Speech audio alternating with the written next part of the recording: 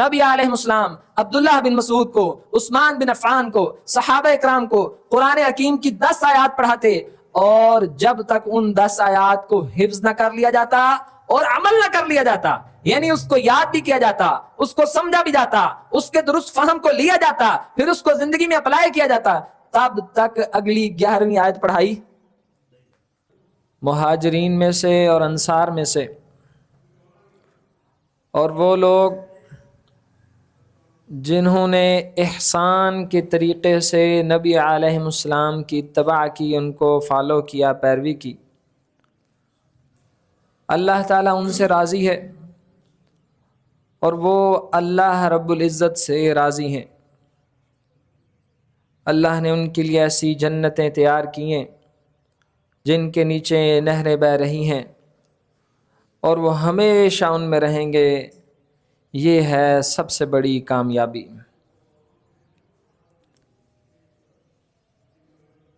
یہ جو احسان کا لفظ ہے کہ والذین اتبعوہم بإحسان،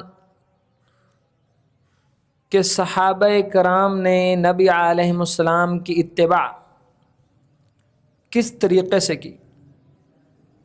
احسان کے طریقے سے کی، یعنی ایسے نبی علیہ السلام کو فالو کیا، ان کے پیچھے چلے، ان کی فرما برداری کی کہ جیسے کرنے کا حق ادا کر دیا۔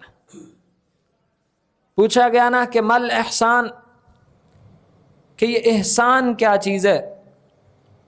نبی علیہ السلام نے فرمایا احسان یہ ان تعبد اللہ کأنک تراہ، کہ آپ اللہ کی اس طرح عبادت کریں جس طرح آپ اللہ رب العزت کو دیکھ رہے ہیں، یا کم از کم ایسے تو ضرور اللہ کی عبادت کرو کہ جیسے اللہ رب العزت آپ کو دیکھ رہا ہے۔ اگر یہ احسان انسان کی عبادت میں احسان آ جائے تو پھر انسان کی ہر عبادت اللہ کے نزدیک قبول و منظور ہونا شروع ہو جائے۔ اور یہ وصف اللہ رب العزت نے صحابہ کرام کا بیان کیے کہ انہوں نے نبی علیہ السلام کی ایسے پیروی کی ہے جیسا پیروی کرنے کا حق ہے۔ اور سچی بات یہ، اس بات کو ہم سمجھیں کہ صرف قرآن اور حدیث کے معنی کافی نہیں ہیں۔ پھر سنیں، کہیں مشکل بھی ہو تو آپ سمجھنے کی کوشش کریں، اللہ تعالیٰ اس سے بڑی بصیرت اور بڑی آنکھیں کھول دے گا انشاءاللہ ہم سب کی۔ ایک تو اس آج کے اہم ترین موضوع سے ہمیں اسلام کی حقیقی تصویر نظر آئے گی کہ اصل اسلام کیا ہے، اور پھر اسی تصویر کے آئینے اور نقشے میں سے یہ سوال کا جواب بھی آئے گا کہ آخر صحابہ کرام کا اتنا بڑا مقام کیوں ہے؟ بہت بڑی بات ہے، یہ مقام کیوں ہے؟ پہلی بات، صرف قرآن اور حدیث اس کے معنی کافی نہیں ہے ہدایت کے لیے، بلکہ بڑا ضروری ہے کہ قرآن اور حدیث کو اس طرح سمجھا جائے جس طرح صحابہ کرام نے سمجھا، یعنی کہ اللہ کی کتاب اور نبی علیہ السلام کی باتوں کا درست فہم، درست مطلب، درست سمت، یہ سمجھنا انتہائی ضروری ہے۔ آپ اور ہم سمجھتے ہیں نا، کبھی کبھی دنیا کے معاملات میں بھی ایسا ہوتا ہے کہ بات تو درست کی جاتی ہے مگر سننے والا اس کا مطلب اور اس کا فہم غلط لیتا ہے۔ ہوتا ہے ایسا؟ والدین بچے کو کوئی بات کہہ دیں اور بچہ اس کا ظاہری معنی لے اور حقیقی معنی سے محروم ہو جائے تو پھر فہم تو صحیح نہیں ہوا۔ اگر کوئی استاد کوئی بات بچے کو کہے کہ کل سے خبردار آپ نے کام نہیں کیا لہٰذا آپ نے کل سکول نہیں آنا، اب بتائیں کیا اس اور بچہ کل سکول نہ آئے اور کہے کہ استاد آپ نے خود کہا تھا کہ کل سے سکول نہیں آنا تو میں نہیں آتا، کیا ان الفاظ کا اس بچے نے درست فہم سمجھا؟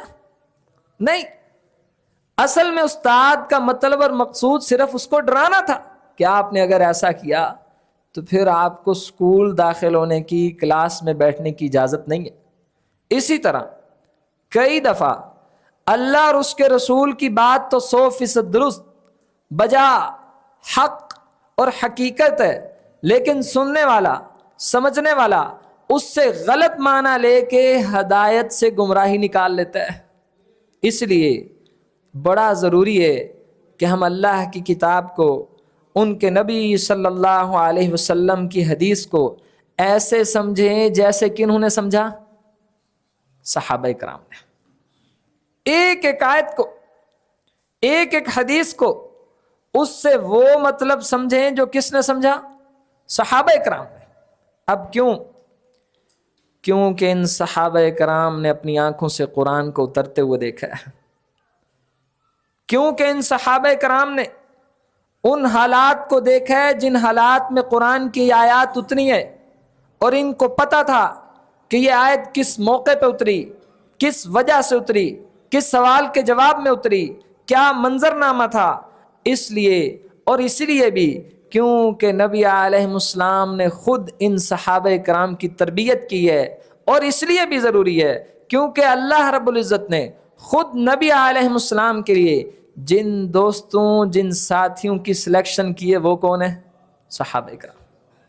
اور اس لیے بھی ضروری ہے کہ ان صحابہ کرام کے بارے میں اللہ رب العزت نے ان کے ایمان کی گواہی دی ہے۔ ابن مسعود فرماتے ہیں اللہ رب العزت نے دنیا میں سے دیکھا سب سے بہترین دل والی شخصیت جناب محمد کریم صلی اللہ علیہ وسلم تھی، پھر ان محمد کریم صلی اللہ علیہ وسلم کو اپنی نبوت اور رسالت کے لیے چن لیا۔ اب ضرورت تھی کہ نبی علیہ السلام کے دوستوں کو، ان کے صاحبوں کو، ان کے ساتھیوں کو چنا جائے۔ پھر دیکھا کہ کائنات کے اندر سب سے خوبصورت، بہترین، شاندار اور عمدہ دل والے جتنے لوگ تھے ان سب کو چن لیا اور نبی علیہ السلام کا صحابی بنا دیا۔ اس لیے بھی بڑا ضروری ہے۔ اور یاد رکھیے نبی علیہ السلام کے ان صحابہ کرام نے ایک ایک حدیث پر، ایک ایک آیت پر اپنی جان واری ہے۔ ہم نے سنا نہیں، ابن عمر ایک دفعہ راستے میں چلتے ہوئے ویسے بیٹھ گئے، ساتھ والوں نے پوچھا کہ عبداللہ بن عمر، آپ اس راستے میں ہم کٹھے جا رہے تھے، آپ اس جگہ کیوں بیٹھے؟ فرمانے لگے سنیے، اسی لیے بھی ہم نے ہر آیت کو، ہر حدیث کو ایسے سمجھنا ہے جیسے کس نے سمجھا۔ اگر کسی بندے کو یہ بات سمجھ آ جائے تو یقین جانیے موجودہ دور کی 90% گمراہیوں سے اللہ اس کو بچا لے گا۔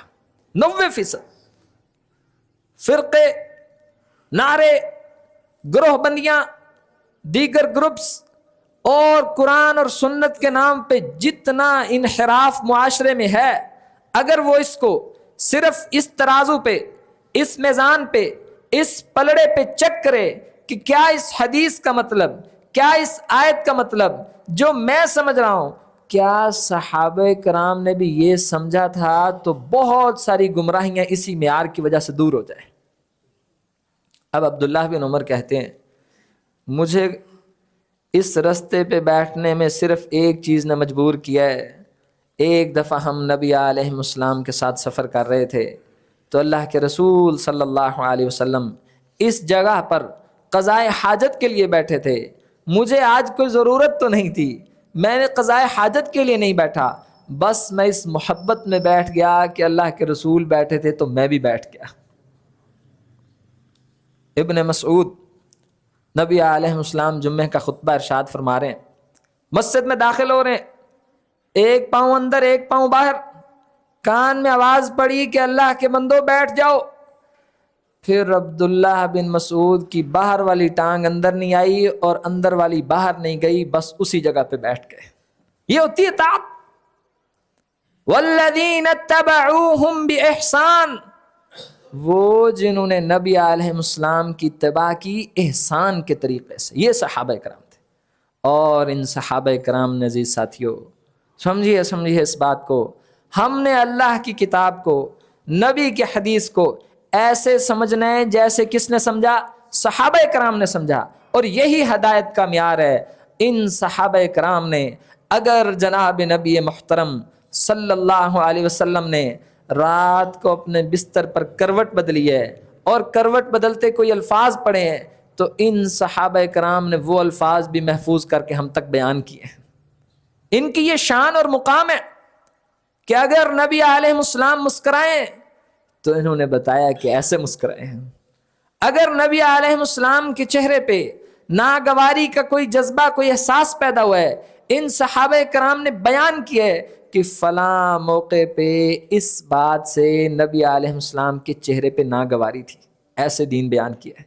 اگر نبی علیہ السلام اپنی کسی خوشی اور غمی میں حتیٰ کہ وضو کا پانی استعمال کیا ہے، غسل کا پانی استعمال کیے، آپ جائیے حدیث کی کتب اٹھا کے دیکھیے، نبی علیہ السلام کے وضو اور غسل کے پانی کی مقدار کے بارے میں صحابہ نے بتایا کہ اتنے لیٹر اور اتنا پانی استعمال کیا۔ اس سے بڑھ کے اس دین کی کیا حفاظت ہو سکتی ہے؟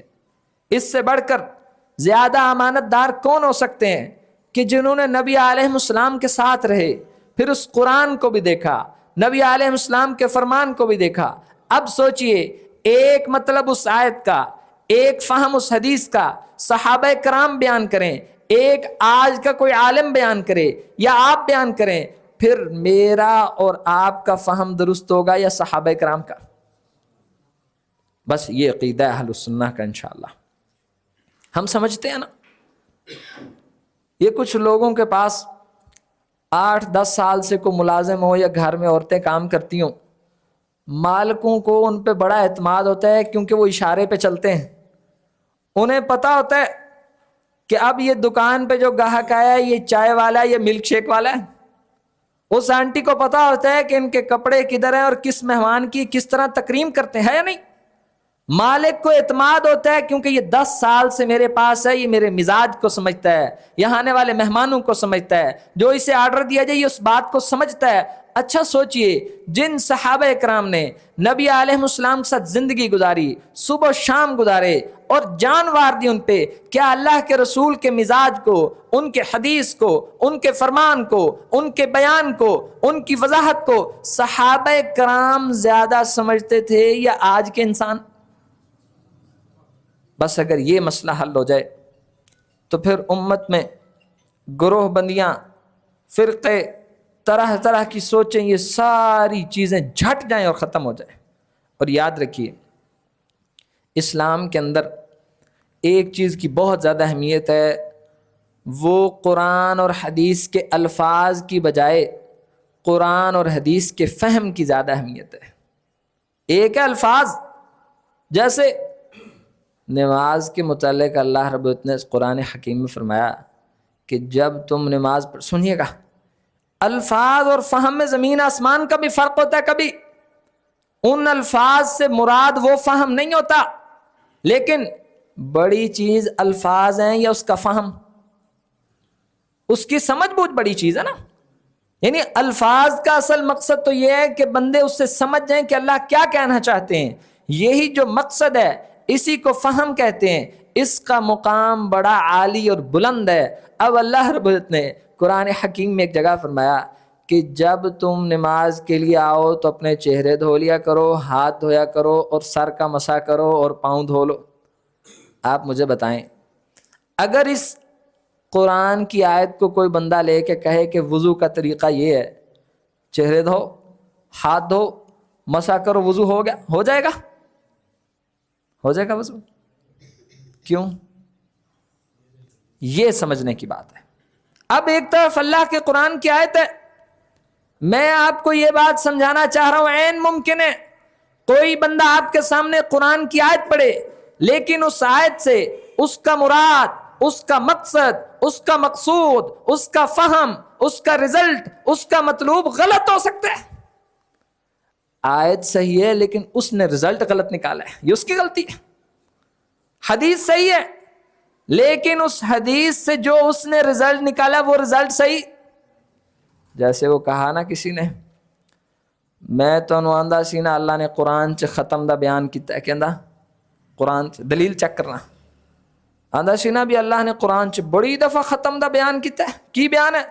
ختم اللہ علی قلوبہم، ختم ثابت ہو گیا۔ آپ ترجمے والے سے پوچھو، وہ رونے لگ جائے گا کہ بھائی اس میں تو اللہ کہہ رہے ہیں کہ اللہ نے ان کے دلوں پہ مہر لگا دی ہے، اور آپ عربی کے الفاظ سے کہتے ہو ختم اللہ علی قلوبہم، لہذا ختم ثابت۔ ایسے ہی قرآن سے 11ویں بھی ثابت ہوتی ہے۔ آپ فلاں سورت اٹھاؤ، اس کی آیتیں کتنی؟ 11، اس کی کتنی؟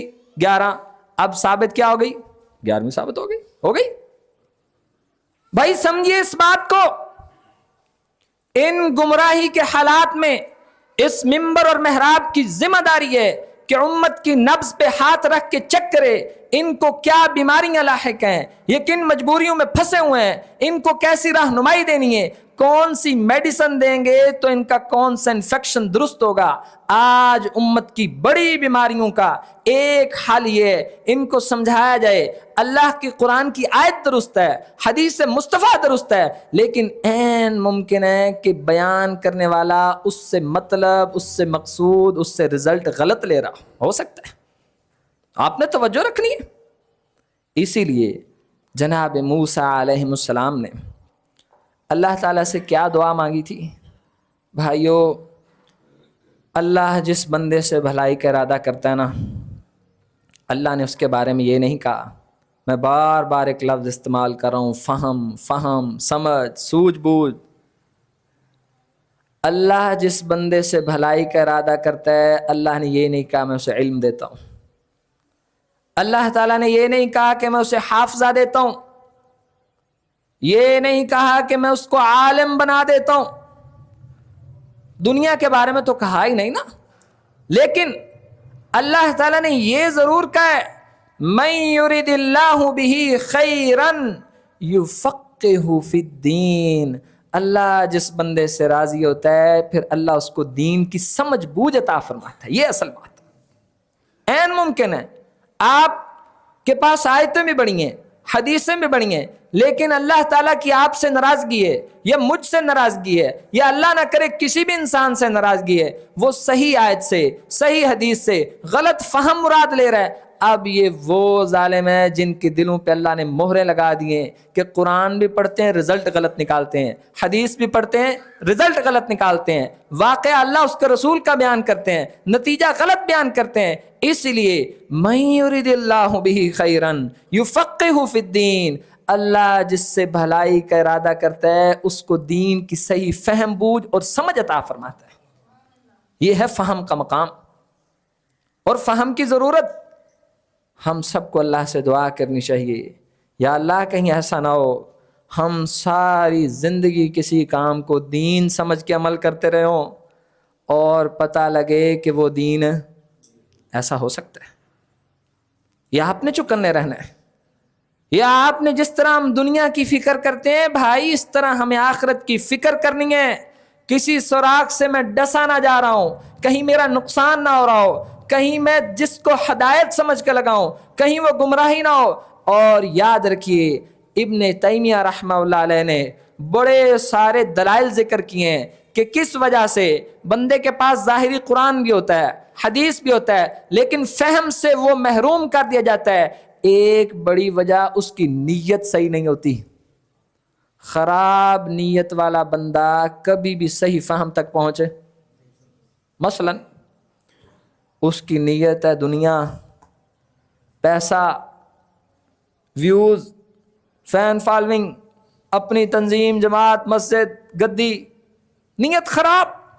اب اللہ تعالیٰ اس بد نصیب کو عین ممکن ہے قرآن بھی یاد ہو، اول تو قرآن اور حدیث کا حفظ بھی سینوں سے اٹھا لیا جاتا ہے۔ ایک وقت کے بہت بڑے امام اور قرآن کے قاری، تجوید کے ماہر، جب امام احمد بن حنبل رحمہ اللہ علیہ کے دور میں یہ قرآن کو کہا گیا کہ یہ اللہ کی کتاب، اللہ کی مخلوق ہے، یہ فتنہ تھا ایک بہت بڑا۔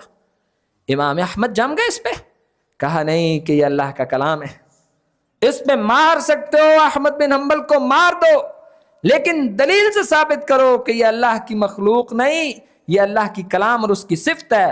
اب اس مسئلے میں ایک اس وقت کے بہت بڑے قاری اور حافظ صاحب پھنس گئے، غلط مسئلے میں پھنس گئے۔ ان کے دوست ان کے پاس آئے اور کہتے ہیں امام صاحب سورۃ اخلاص سنائیں گے؟ کہتے ہیں اللہ کی قسم، جب میں اس مسئلے میں پھنس گیا، جب میں کہتا تھا کہ قرآن اللہ کی مخلوق ہے، اس وقت میں اگر سورۃ اخلاص بھی پڑھتا تھا تو مجھے پڑھنی نہیں آتی تھی، وہ بھول گئی تھی مجھے۔ یہ قرآن، یہ حدیث، یہ علم سینوں سے اٹھا لیا جاتا ہے، پھر نام اور ترے اور بڑے بڑے القابات اور ٹائٹل باقی رہتے ہیں، لیکن خشیت باقی نہیں رہتی۔ اس کی ایک وجہ جب بندے کی نیت صحیح نہ ہو، اور دوسری وجہ جب بندہ بدعات اور خرافات میں پھنسا ہو، اور تیسری وجہ خاص طور پہ امام صاحب نے ذکر کی، جب بندے کا مقصد صرف دنیا ہو تب اللہ تعالیٰ یہ نعمت چھین لیتا ہے۔ اسی لیے عزیز ساتھیو، بڑا ضروری ہے کہ ہم اللہ سے دعا کریں، اللہ تو ہمیں اسلام کی صحیح فہم، درست سمجھ بوجھ عطا فرما۔ موسیٰ علیہ السلام نے کیا اللہ سے دعا کی؟ رب اشرح لی صدری ویسر لی امری واحلل عقدۃ من لسانی یفقہوا قولی، تاکہ یہ میری بات کا فہم حاصل کر سکیں۔ یفقہوا، فقاہت، سمجھ بوجھ۔ یہ نہیں کہا کہ یسمعوا قولی، تاکہ یہ میری بات سنیں، اور سننے سے کیا ہوگا؟ اصل چیز تو یہ کہ کان سنیں اور دل اس کا درست معنی مفہوم لے۔ اب موسیٰ علیہ السلام کی دعا بھی کیا ہے کہ اللہ تاکہ یہ میرا درست فہم سمجھ سکیں، درست مطلب سمجھ سکیں، ایگزیکٹ وہی میننگ لے سکیں جو اللہ کی مراد اور مقصود ہے۔ کہیں ایسا نہ ہو کہ اللہ کی مراد اور مقصود کچھ اور ہے اور یہ اپنی مرضی کے معنی نکالتے رہیں۔ ابن تیمیہ رحمہ اللہ علیہ فرماتے ہیں یہ فہم بڑی قیمتی چیز ہے۔ آپ نے دیکھا کتنے لوگ معاشرے میں ایسے ہیں، ہمارے بھائی ہیں کہ ان کو دو چار آیات، ہمارے بھائی ہیں، ہم میں اٹھتے بیٹھتے ہیں، دو چار آیات کی روشنی میں وہ لوگوں سے الجھتے ہیں، فتوے بازی کرتے ہیں، اس کو غلط کہتے ہیں، دھونس کا استعمال کرتے ہیں، اور اپنے آپ کو سمجھتے ہیں کہ میں پکا ٹھکا جنتی اور اہل حق ہوں۔ اصل میں یہ اس بھائی کے فہم کی کمزوری ہے، اس کو دین کا مزاج نہیں سمجھ آیا۔ دین کا یہ مزاج ہی نہیں ہے کہ بندہ اپنے آپ کو 100% جنتی سمجھ کے ہر ایک کو جہنم کے ٹکٹ باندھتا پھرے، مزاج ہی نہیں ہے دین کا۔ دین کا یہ فہم اور مزاج ہی نہیں ہے کہ بندہ بحث اور مباحثے میں، تکرار اور ضد میں، عناد اور بغض میں، دوسرے کو شکست میں، اپنی فتح کی جیت میں اس چکر میں پڑا رہے۔ بھائی یہ دین کا مزاج نہیں ہے۔ این ممکن ہے کہ وہ اپنے مزاج کے لیے کوئی ایک دو آیات بھی رکھتا ہو، غلطی ہے اس کی۔ کوشش کریں کہ اللہ تعالیٰ قرآن بھی دے، حدیث بھی دے، اور اس کا درست فہم بھی دے۔ کون سا فہم؟ جو صحابہ کرام نے فہم اس کا لیا۔ کیا مطلب حدیث کا؟ جو صحابہ کرام نے لیا۔ کیا مطلب آیت کا؟ جو صحابہ کرام نے لیا۔ امام احمد فرمایا کرتے تھے، علماء کے لیے یہ بات ہے، ہمارے لیے اس میں بڑی نصیحت ہے، کسی مفتی کو، کسی عالم کو وہ فتویٰ دینا ہی نہیں چاہیے جس فتوے کے پیچھے تاریخ میں پیچھے کوئی امام نہ کھڑا ہو۔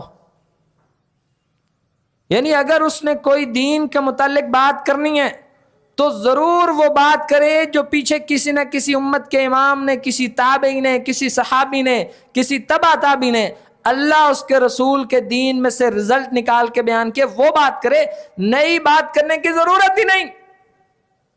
امام احمد کو امام اہل السنہ اس لیے کہا جاتا ہے، ان کے اصول اہل السنہ میں انہوں نے لکھا ہے کہ اہل السنہ کے اصول اور ضوابط میں یہ بات شامل ہے کہ قیامت تک جتنے مسائل پیدا ہونے ہیں ان کو کسی نہ کسی شکل میں کوئی نہ کوئی ان کی دلیل ضرور صحابہ کرام کی زندگی میں سے نکلتی ہے۔ آپ جائیے ایک وقت کے امام سے، ان کے شاگرد کہنے لگے کہ آپ نے قرآن سے ہر مسئلہ ثابت کر دیا ہے، یہ بتائیں کہ قرآن میں یہ مروت، آداب کا لحاظ رکھنا، رکھ رکھاؤ، نرمی، مروت ذرا لفظ مشکل تھا اس کی آسانی سے، یہ کدھر ہے قرآن میں؟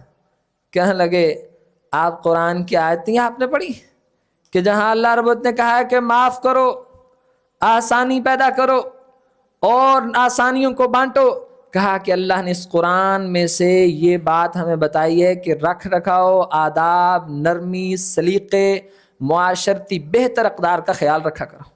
اس کا مطلب ہے امت کے وہ عظیم لوگ ایک ایک مسئلہ قرآن کی روشنی میں وضاحت کر سکتے تھے، ہم کر سکتے ہیں؟ نہیں کر سکتے۔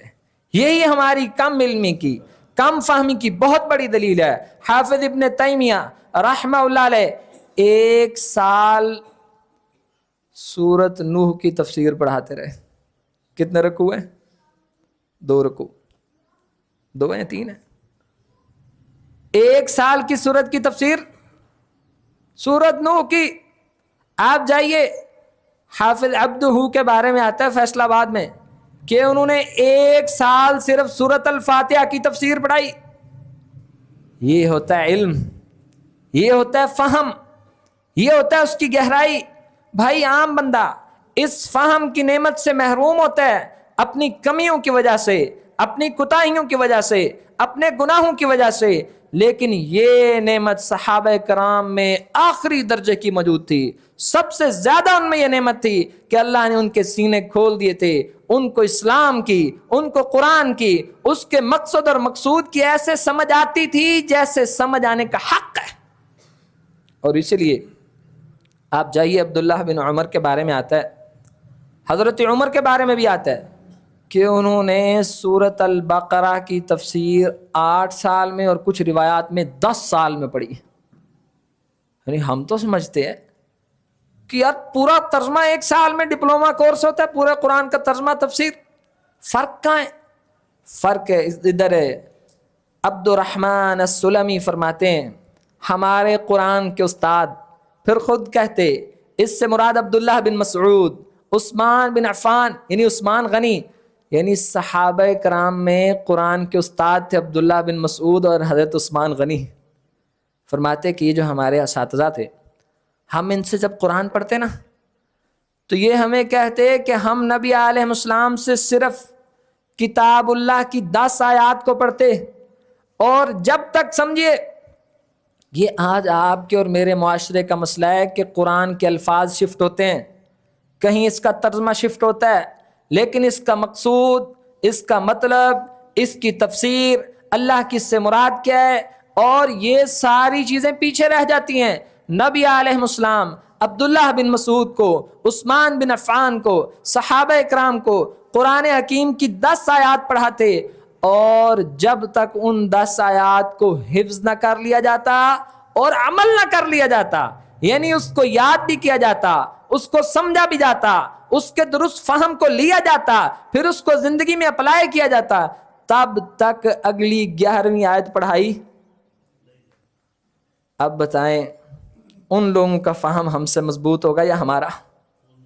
ایسے ان کا فہم تھا، اس لیے وہ مضبوط تھے اللہ اس کے رسول کے صلی اللہ علیہ وسلم کے احکامات میں، اور اسی لیے اللہ رب العزت نے ان کو بڑے فضل سے نوازا تھا۔ ان کی اتنی گواہیاں ہیں قرآن حکیم میں، والسابقون الاولون من المہاجرین والانصار والذین اتبعوهم بإحسان رضی اللہ عنہم ورضوا عنہ، اور نیکی میں سبقت لے جانے والے، اور پھر وہ جنہوں نے احسان طریقے سے نبی علیہ السلام کو فالو کیا ہے۔ بار بار صحابہ کی گواہیاں اللہ نے اسی لیے دی ہیں، اور اس لیے ہم پہ لازم کیا ہے ہم نے قرآن کو اور حدیث کو ویسے سمجھنا ہے جیسے کس نے سمجھا؟ صحابہ کرام نے سمجھا۔ اپنی عقل کو پیچھے رکھنا ہے۔ ایک امام صاحب فرماتے ہم اپنی عقلوں کے اوپر صحابہ کرام کی عقلوں کو ترجیح دیتے ہیں، کیونکہ انہوں نے اپنی عقل بھی اللہ کے رسول سے سیکھی ہے صلی اللہ علیہ وسلم۔ عقل بڑی ہوتی ہے علم کے ساتھ، تربیت کے ساتھ، ماحول کے ساتھ۔ آپ کی اور میری عقل بڑی ہوئی ہے اپنے ماحول میں، اپنے علم میں، اور ان کی عقلیں بڑی ہوئی ہیں اللہ کے رسول کے سامنے، ان کی تربیت کے سامنے، ان کے ماحول کے سامنے۔ ایک اور جگہ اللہ رب نے فرمایا وَمَن يُشَاقِقِ الرَّسُولَ مِن بَعْدِ مَا تَبَيَّنَ لَهُ الْهُدَى وَيَتَّبِعْ غَيْرَ سَبِيلِ الْمُؤْمِنِينَ۔ سبیل المؤمنین کہا گیا ہے صحابہ کے راستے کو، جو اللہ کے رسول کی نافرمانی کرے اور اس راستے کو چھوڑ دے جو مومنین کا راستہ ہے، صحابہ کا راستہ ہے۔ नुवल्लिही मा तवल्ला व नुस्लिही जहन्नम, फिर हम उसको कहेंगे कि अगर तू गुमराह होना चाहता है तो जा गुमराह हो, क्योंकि तूने सहाबा का रास्ता छोड़ दिया है। अब उसका इंजाम जहन्नम है।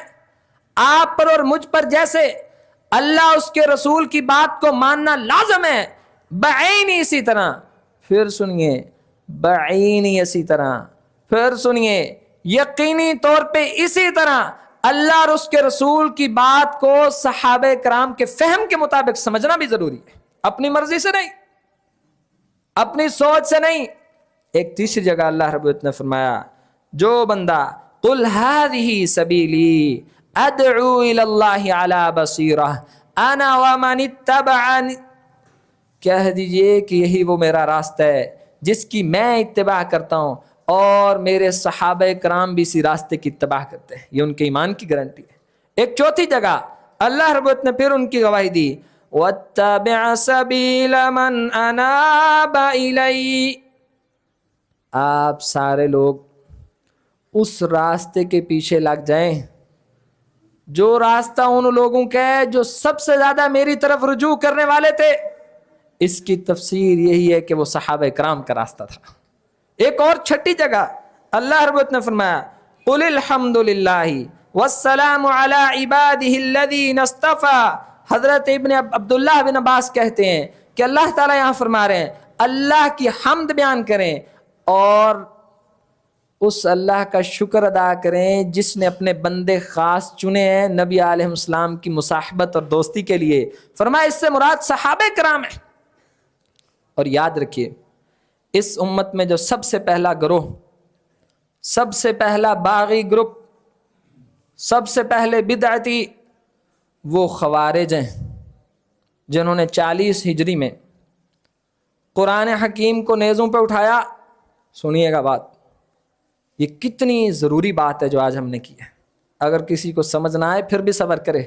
हमें पता है कि ये मज़ामीन बयान करना भी मुश्किल है और सुनने वालों के लिए भी मुश्किल है। जब जनाब मूसा अलैहिस्सलाम का वाक़या मैंने ज़िक्र किया, मुझे बड़े सारे लोगों भाइयों ने भी कहा, बाद में भी मैसेज आया कि उसका लिंक देना, क्योंकि वो आसान काम है ना, उसमें वाक़या है, उसमें नसीहत है, उसमें कुरान की एक मिठास है। अब ये है एक फ़िक्री, एक अक़ीदे का मसला, इसमें ज़ाहिर तौर पे खुश्की है, बयान करना भी मुश्किल, सुनने वालों के लिए मुश्किल। लेकिन अजीज साथियों, मैंने आपसे कहा अगरचे हम कोई आलिम दीन नहीं है, लेकिन आलिम दीन वो डॉक्टर होता है, वो उम्मत की बीमारियों को देख के उसके हिसाब से दवाइयाँ रखता है, ना कि ये कि लोग मिठी पसंद करते हैं तो मिठियाँ दे दो, लोग नमकीन पसंद करते हैं नमकीन दे दो। ये खयानत है। आलिम दीन फनकार नहीं होता कि वो लोगों की डिमांड पे नाचे, नहीं। आलिम दीन लोगों की खैर खाई चाहता है। उसको पता होता है कि इन बेचारों को सोशल मीडिया इन मजबूरियों में धकेल रहा है, इनको यहां से गुमराहियां आके पकड़ रही हैं। वो उन मौजुआत को पकड़ के बयान भी करता है और नसीहत भी करता है। इस उम्मत में सबसे पहला फिरका, सबसे पहला बिदती ग्रुप, सबसे बदतरीन जमात जो अलग हुई वो खवारिज की जमात है। 40 हिजरी में जनाब अमीरुल मोमिनीन अलीउल मुर्तज़ा रज़ियल्लाहु अन्हु ने एक मसले के इख्तलाफ में कहा कि एक हम में से फैसला करने वाला ले लो, एक उनमें से ले लो, एक हकम वहां से उठाएं, एक यहां से उठाएं, और इन दोनों फैसला करने वालों को बिठाएं और जो ये फैसला कर दे हम मानेंगे। अब खवारिज उठे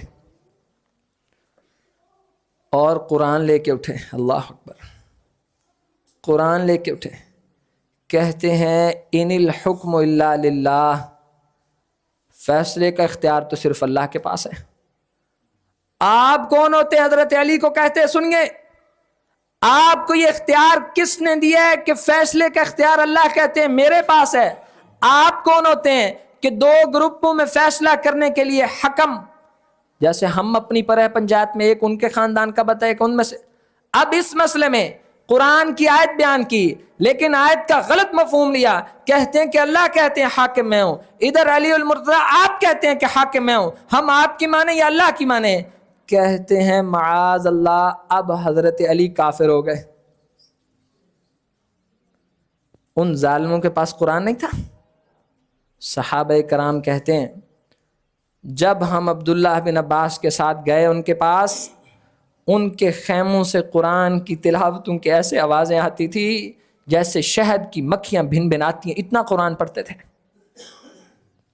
نبی علیہ السلام نے فرمایا کہ ان کا قرآن سے بڑا تعلق ہوگا، لیکن یہ قرآن ان کے حلق سے نہیں نیچے اترے گا۔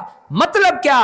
یہ قرآن اتر کے ان کے دل میں معنی اور مفہوم نہیں جائے گا قرآن کا، بس یہ قرآن کے قاری اور حافظ تو ہوں گے گلے کی حد تک، لیکن اس کا غلط مطلب لیں گے۔ اب عبداللہ بن عباس ان کے پاس گئے، انہیں کہنے لگے اوے ظالمو بد نصیبو، میں ان صحابہ کرام کی طرف سے آ رہا ہوں جنہوں نے اس قرآن کو آسمان سے نازل ہوتے دیکھا ہے، اور وہم اعلم، اور وہ صحابہ کرام اس قرآن کے معنی کو بھی زیادہ سمجھتے ہیں، اس کے مفہوم کو بھی زیادہ سمجھتے ہیں۔ آپ غلطی پہ کھڑے ہو، آپ کی بات غلط ہے۔ اس بات کرنے سے، عبداللہ بن عباس کی اس بات کرنے سے بڑے خوارجی ماشاءاللہ ٹوٹ کے واپس آ گئے، لیکن پھر بھی جو کھڑے رہے ان کے خلاف جنگ کی گئی، اور ایک روایت میں 40,000 یا 30,000 کے قریب لوگوں کو پھر قتل کر دیا گیا۔ اور کون سے لوگ؟ کلمہ بھی پڑھتے، داڑیاں بھی، قرآن کے حافظ علامہ فہمہ بھی، بس غلطی کیا؟ قرآن کو اپنی عقل سے سمجھائے، صحابہ کرام اور سنت سے نہیں سمجھا، یہ ان کی غلطی تھی۔ اور یاد رکھیے، ایک آخری مثال آپ سمجھیے، کوئی ایک بندہ اٹھے، قرآن حکیم کی آیت ہے وَالسَّارِقُ وَالسَّارِقَةُ فَاقْطَعُوا أَيْدِيَهُمَا، اب یہاں سے ترجمہ پڑھے کہ چوری کرنے والا مرد، چوری کرنے والی عورت، ان دونوں کے ہاتھ کاٹ دو۔ اب جائے کوئی بچہ سیب اٹھا لے ریڑھی سے، پھر اس کے ہاتھ کاٹ دے اور پھر کہے کہ میں نے قرآن کی آیت پہ عمل کیا ہے، تو آپ کی کیا رائے ہے؟ غلط، غلط۔ اس نے اپنی عقل سے اور ڈکشنری سے فائدہ لیا ہے، اس نے اس آیت کی تفسیر صحابہ کرام سے نہیں پوچھی۔ کیوں؟ کیونکہ اب دیکھنا پڑے گا کہ قرآن نے چوری کس کو کہا ہے۔ این ممکن ہے اسلام کی روشنی میں 5-7 روپے کی چوری چوری نہ ہو، اب دیکھنا پڑے گا کیا حد آپ اور میں لگائیں گے یا حد حکومت وقت لگائے گی۔ اب دیکھنا پڑے گا بچے پہ حد کیسی لگتی ہے، عورت پہ حد کیسے لگتی ہے، بڑے پہ حد کیسے لگتی ہے، ذمی پہ حد کیسے لگتی ہے۔ یہ ہے اللہ کا قرآن، یہ علم کا سمندر ہے۔ اس کا مطلب یہ نہیں کہ ہم اس کا ترجمہ نہ پڑھیں، اس کا ترجمہ پڑھیں، اس سے ہدایت حاصل کریں، لیکن جب آپ اس کے معنی مفہوم کو آگے بیان کریں، اس کی گہرائی میں اترنے کی کوشش کریں، پھر خدا را اپنی عقل سے فائدہ مت لیں، بلکہ صحابہ کرام کو دیکھیں، انہوں نے اللہ کے قرآن کو اور نبی کے حدیث کو کس طرح سمجھا ہے، بالکل ویسے سمجھتے چلے جائیے۔ یہ ہے وہ راستہ، صراط الذین انعمت علیہم، اللہ ان لوگوں کے راستے پہ ہمیں چلا جن پہ تو نے انعام کیا، اور انعام کن پہ کیا؟ صحابہ کرام پہ کیا ہے۔ پھر انشاءاللہ ہدایت بھی پکی ہے، رہنمائی بھی پکی ہے۔ اللہ تعالی ہم سب کو عمل کی توفیق عطا فرمائے۔